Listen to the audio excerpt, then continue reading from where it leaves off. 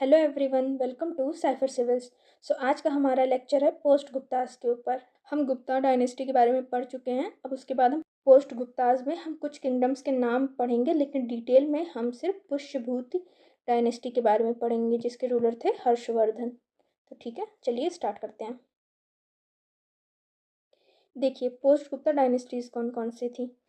चालुक्यास थे वटापी में, मतलब ये आप मैप देखिए तो चालुक्यास यहाँ पे थे। ठीक है, चालुक्यास ऑफ वटापी जिसके फाउंडर हैं जयसिम्हा। उसके बाद है आपके गंगाज ऑफ तलाकाड़, इसके फाउंडर हैं कोनकानी वर्मा। गुप्ताज ऑफ मगध श्री गुप्ता, ये तो गुप्ता डायनेस्टी है, पोस्ट गुप्ता नहीं है। Kadams of Vanavasi Mayur Sharman. Kingdom of Gaud Shashank. Kingdom of Thaneshwar Pushyabhuti, इन्हीं के बारे में हम डिटेल में पढ़ेंगे। Later Guptas of Magadh Malwa Krishnagupta. Maitrakas of Vallabhi Bhattar. Maukharis of Kannauj Yajnavarman. Pallavas of Kanchi Simavarman. Pandyas of Madurai Kudungan. Katakas Vindhya Shakti, ये सब इनके फाउंडर्स थे। ठीक है, तो अब देख लीजिए, सबकी लोकेशन देख लीजिए आप एक बार। ये थानेश्वर पुष्यभूतिस इस एरियाज में थे। ठीक, ये कालाचुरीज थे, ये वल्लभी मैट्रिकास थे, फिर ये गुर्जर प्रतिहाराज वाला है, ये लेटर गुप्ता इस में थे, और कन्नौज में ये मौखारीज थे। फिर ये कामरूप असम में, श्रीहट्टा समत्ता दक्षिण पद नल्लास चालुक्यास कदम्स गंगास, गंगा डायनेस्टी इधर थी, चेरास पांड्यास पल्लवास। ठीक है, तो ये सब डायनेस्टीज हैं पोस्ट गुप्ता। और ये मतलब गुप्ता के कॉन्टेम्प्रेरी भी में भी कुछ लिखी गई हैं, बस ये कि गुप्ताज ऑफ मगध गलत लिखा है। ठीक है, देखिए 5 मेजर पावर्स जो नॉर्थ इंडिया में एमर्ज हुई गुप्ता के बाद, जब गुप्ता एम्पायर का डिक्लाइन होने लगा तो कौन सी 5 मेजर पावर थी जो नॉर्थ इंडिया में एमर्ज हुई। ठीक है, ये जो साउथ इंडिया वाली हैं ये तो थी ही ना, उनके कंटेम्प्रेरी भी कुछ थी। देखिए, मौखारीज हुए कन्नौज में, मैत्रकाज हुए वल्लभी मतलब गुजरात वाले एरिया में, और किंगडम ऑफ गौड़ बंगाल में हुआ। ठीक, यहीं के जो शशांक गौड़ थे इन्होंने बोधि ट्री को उखाड़ दिया था। कामरूप असम में, पुष्यभूति थानेश्वर हरियाणा वाले रीजन में। ठीक है, तो हम अब डिटेल में पुष्यभूति डायनेस्टी के बारे में पढ़ेंगे क्योंकि सबसे ज़्यादा इंपॉर्टेंट यही है। इनके बारे में बस आपको ये पता होना चाहिए कौन कहाँ पे थे। जैसे मौखारीज कहाँ पे थे तो आपको पता होना चाहिए कन्नौज में।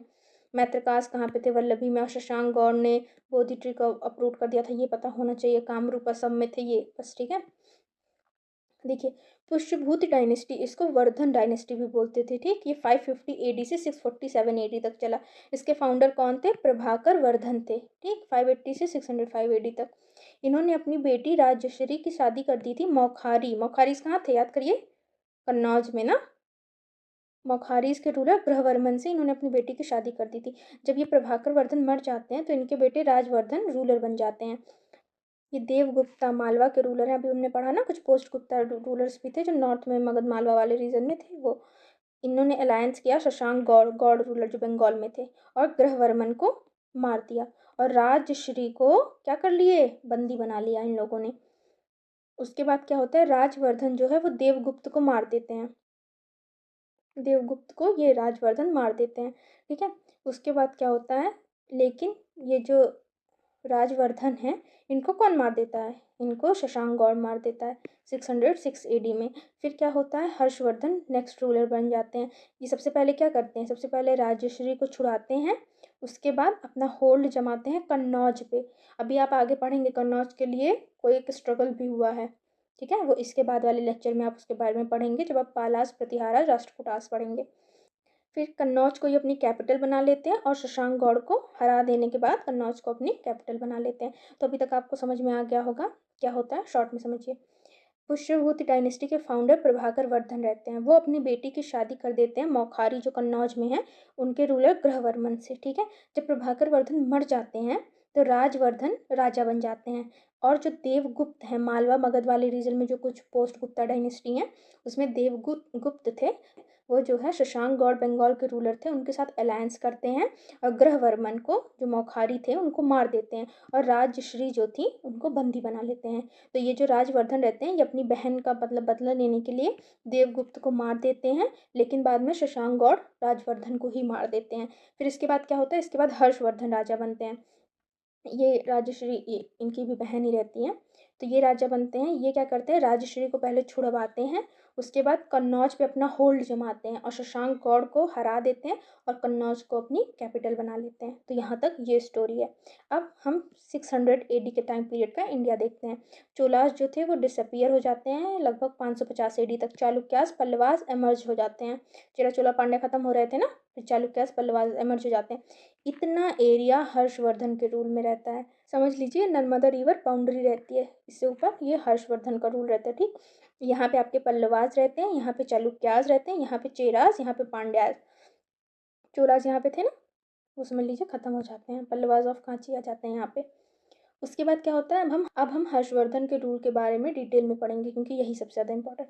606 से 647 AD तक इनका रहता है। इनको शीलादित्य भी बोलते हैं। ठीक, इन्होंने मगध को कॉन्कर्ड किया और शशांक का एम्पायर जो था बंगाल वाला रीजन, उसको भी कॉन्कर्ड किया। ठीक, ये ध्रुव सेन, ये मैत्रक रूलर रहते हैं। कहाँ पे मैत्रक पढ़ा था हमने ना, वल्लभी, यहाँ वाले एरिया में, गुजरात वाले। और ये अपनी बेटी की शादी कर देते हैं इनसे, ध्रुव सेन से ही। ठीक, क्यों शादी कर देते हैं, क्योंकि इनका ये था कि शादी कर देंगे तो ये उनके फ्यूडेटरी बन के रहेंगे। फ्यूडेटरी वही होते थे ना जो इन लोगों को ट्रिब्यूट पे करते थे राजा को, मतलब अपनी जगह पे वो रूल तो कर रहे हैं लेकिन राजा को ट्रिब्यूट पे कर रहे हैं। ठीक, तो इससे इनकी वेस्टर्न बाउंड्री जो थी, वेस्टर्न बाउंड्री ये सिक्योर हो गई। इन्होंने एक तरीके से अपना फ्यूडेटरी बैठा दिया वहाँ पे। ठीक, अब ये साउथवर्ड बढ़ना चाहते थे। नर्मदा रिवर इनकी बाउंड्री थी ना, इसके बियॉन्ड अब आना चाहते थे। तो लेकिन इनको कौन रोका, इनको पुलकेशिन सेकंड चालुक्य रूलर था, उन्होंने रोका और हर्षवर्धन जो है वहाँ पे हार गए लड़ाई में इनके साथ। फिर क्या होता है, चालुक्य रिकॉर्ड्स बताते हैं Harshvardhan whole of north India का लॉर्ड कहा गया है। ठीक, इसका टर्म यूज किया गया है, सकलतोरपथेश्वर। ठीक, सकलतोरपथेश्वर, ये उनके लिए टर्म यूज किया गया है हर्ष के लिए चालुक्यास के रिकॉर्ड में। वैसे चालुक्यास का बताइए पुलकेशिन सेकंड का कौन सा इंस्क्रिप्शन है, ऐहोल इंस्क्रिप्शन है ना हमारा। चलिए देखिए, ऐहोल इंस्क्रिप्शन आ भी गया। इसमें फ्रेंडशिप ट्रीटी के बारे में मेंशन है जो हर्षवर्धन और पुलकेशिन सेकंड के बीच हुई थी। इसमें यही हुआ था कि नर्मदा हमारी बाउंड्री रहेगी, हर्षवर्धन तुम नर्मदा को पार नहीं करोगे, और चालुक्यास भी नर्मदा के इस साइड रहेंगे, हर्षवर्धन इस साइड। ठीक है, उसके बाद क्या होता है, हर्षवर्धन जो है अपना डिप्लोमेटिक रिलेशन चाइना के साथ भी बढ़ाते हैं। ये एक इन्वॉय भेजते हैं ताई संग, ये जो है टैंग एम्परर रहते हैं चाइना के, इनको जो है एक ये इन्वॉय भेजते हैं। और ह्यून सैंग जो इनके टाइम विजिट करते हैं, हर्षवर्धन के टाइम पे ही ह्यून सैंग विजिट करते हैं। इनकी बुक कौन सी है, CU की है। ठीक, बुक का नाम जरूर याद रखिएगा। अभी आपने एक और पढ़ा था चाइनीज पिलग्रिम, बताइए कौन सा, फहान, वो किसके टाइम पे आया था, चंद्रगुप्त सेकंड के टाइम पे, याद रखिएगा। उनकी बुक कौन थी, उनकी फूयो की बुक थी। हर्षवर्धन जो थे वो लॉर्ड शिवा के डिवोटी थे, लेकिन जब ये ह्यून सैंग से मिलते हैं तो इनको इन्फ्लुएंस करते हैं, इसलिए हर्षवर्धन अब महायाना बुद्धिज़्म को एक्सेप्ट कर लेते हैं और 2 काउंसिल कराते हैं अपने टाइम। जैसे आपने पढ़ा ना बुद्धिस्ट काउंसिल ये सब होती थी, वैसे ये भी 2 काउंसिल कराते हैं। ये बुद्धिस्ट काउंसिल स्पेसिफिकली नहीं है, बस आप इसको एज 2 काउंसिल होती है हर्षवर्धन के टाइम। एक होती है कन्नौज में, ये किस लिए होती है, इसमें ये ह्यून सैंग को मान सम्मान देना चाहते हैं और महायाना सेक्ट को पॉपुलराइज करने के लिए होती है। और एक होती है प्रयाग में, जहाँ पे कुंभ मेला का बिगिनिंग माना जाता है। ठीक है, यहीं से कुंभ मेला की शुरुआत हुआ था। इन्होंने पुष्यभूति डायनेस्टी की मेन कैपिटल थानेश्वर थी, लेकिन हर्षवर्धन उसको कन्नौज शिफ्ट करते, हमने पढ़ा था ना, उन्होंने कन्नौज को कैपिटल बना लिया था शशांक गौड़ को हराने के बाद, तो वही कन्नौज। ये अपनी सारी पर्सनल वेल्थ जो रहती है एकदम सब कुछ डोनेट कर देते हैं और एक एज अ मॉन्क रहने लगते हैं। इसको क्या बोलते हैं, महामोक्ष परिषद बोलते हैं। ठीक, 647 AD में इनकी डेथ हो जाती है, नॉर्मल डेथ रहती है, बीमार रहते हैं। इन्होंने 3 संस्कृत प्लेज लिखे हैं, कौन कौन से, नागनंदा, रत्नावली, प्रियदर्शिका, ये तीनों हर्षवर्धन ने लिखे हैं संस्कृत में। और कौन कौन थे इनके कोर्ट में, इनके कोर्ट में थे बाण भट्ट, जिन्होंने हर्षचरिता और कादम्बरी लिखी है। एक थे मयूर, इन्होंने मयूर शतक और सूर्य शतक लिखी है। इन दोनों का नाम याद रखिएगा किसके कोर्ट में थे। एनिमल फूड और किलिंग को इन्होंने प्रोहिबिट किया है। और आई सिंह, ये भी जो है सैंग रूलर जो ऊपर अभी हमने पढ़ा ना, उन्होंने इनको भेजा था हर्ष से मिलने के लिए। जैसे हर्ष ने एक इन्वॉय भेजा था इनके पास, तो इन्होंने भी हर्ष के पास आई सिंह को भेजा था। ठीक, अब इनसे रिलेटेड है बंसखेड़ा इंस्क्रिप्शन, जिसमें हर्षवर्धन की साइन है। ठीक, और जो हर्षवर्धन के टाइम के बारे में इंफॉर्मेशन वो हमें किससे मिलती है, ये हमें कल्हाना से मिलती है, इनकी बुक राजतरंगिनी से। ठीक, अब इनका एडमिनिस्ट्रेशन देख लीजिए। इनका एडमिनिस्ट्रेशन हाईली फ्यूडल डिसेंट्रलाइज रहता है, सेंट्रलाइजेशन नहीं रहता, मतलब फ्यूडल जानते हैं, जहाँ पे भी फ्यूडल इकॉनमी होगी वो थोड़ा डिसेंट्रलाइज ही होगा, सेंट्रलाइज कम होगा। ऑफिसर्स को लैंड ग्रांट्स दिया जाता था, ऑफिसर को लैंड ग्रांट के तरीके पे किया जाता था, जैसे कैश नहीं देते थे ना, लैंड दे देते थे कि हाँ तुम वहाँ पे रहो, जो भी उसका टैक्स है ट्रिब्यूट है लो। लॉ एंड ऑर्डर बहुत अच्छा नहीं था और बहुत स्ट्रिक्ट पनिशमेंट थी, मतलब आग में जला देना, जहर दे देना, सांप कटवा देना, मतलब ऐसी ऐसी बहुत भयानक पनिशमेंट देते थे। ठीक, अब दो टर्म हैं पोस्ट गुप्ता पीरियड से रिलेटेड, कौशेय जिसको सिल्क बोलते हैं, और गंधैया जिसको कॉइन बोलते हैं। ये सिल्क ट्रेड बहुत ज़्यादा होता था ना, अब कुमार गुप्त के इंस्क्रिप्शन में फर्स्ट एडवर्टीजमेंट है सिल्क का, तो सिल्क ट्रेड बहुत ज़्यादा होता था। कौशेय सिल्क को बोलते हैं और गंधैया कॉइन को, ठीक, तो ये याद रखिएगा। तो अब यहाँ पे आपका जो है पोस्ट गुप्तास कंप्लीट हो जाते हैं। इसके बाद हम पढ़ेंगे पोस्ट हर्ष के बारे में। पोस्ट हर्ष में हम क्या पढ़ेंगे, अर्ली राजपूत किंगडम्स कौन कौन से थे, और उनमें जो एमर्ज होते हैं पाला, प्रतिहाराज और जो है राष्ट्रकूटास, उनके बीच में क्या होता है, कैसा स्ट्रगल होता है, और फिर क्या ऐसा ग्राउंड बनता है कि फिर हमारा मुस्लिम इन्वेजन शुरू हो जाता है और हम मेडिवल इंडिया की तरफ बढ़ जाते हैं। ठीक, तो चलिए मिलते हैं नेक्स्ट वीडियो में। Thank you.